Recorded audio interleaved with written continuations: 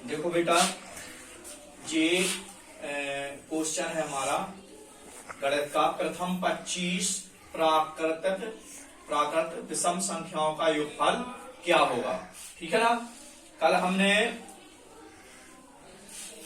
सम संख्याओं का योगफल पढ़ा था, आज हम पढ़ रहे हैं विषम संख्याओं का योगफल। ठीक है ना। तो जो प्राकृतिक संख्याएं हैं उसमें जो विषम संख्या है, प्राकृतिक विषम संख्या है प्रथम 25, उसका योगफल क्या होगा। ठीक है ना। ऐसे सवाल काय में आते हैं, नवोदय में। जो नवोदय विद्यालय की प्रवेश परीक्षा हुई अभी हमारी, तो उसमें ऐसे मिलते जुलते सवाल आते हैं। तो प्रथम 25 प्राकृतिक विषम संख्याओं का योगफल करने के लिए सबसे पहले क्या करना, हमको इसका सूत्र पता होना चाहिए। क्या होना चाहिए, सूत्र। ठीक है ना। अगर हमें सूत्र पता होगा तो हम सवाल को फटाफट कर लेंगे, नहीं तो फिर अलग अलग हम जोड़ते रहेंगे तो 25 विषम संख्या जोड़ेंगे तो बहुत समय लगेगा। ठीक है। और चूंकि हमको जल्दी से जल्दी सवाल हल करना है जिससे हमारा टाइम कम लगे, टाइम की बचत हो गई। ठीक है ना। तो इसका सूत्र है, प्रथम 25 प्राकृतिक विषम संख्याओं को निकालने का सूत्र है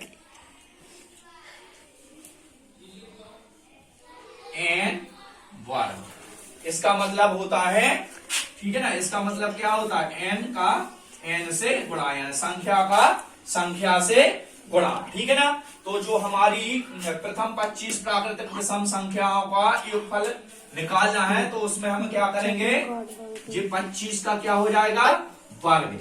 इसका मतलब क्या होगा, 25 गुणित क्या हो गया, 25 गुणित 25। अब इसका गुणा देख लो, 25 हम 125, हासिल आई 12 और 25 दूनी 50 और 12 कितना हो गया, 62।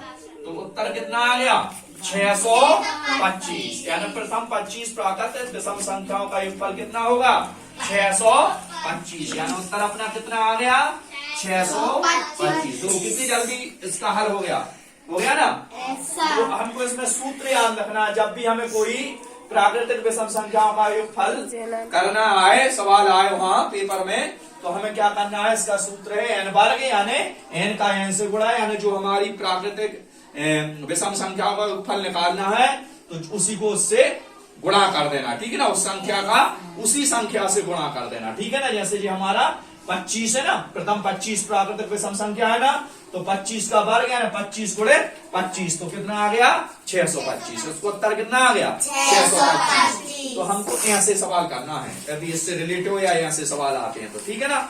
समझ में आया। चलो ठीक है, तो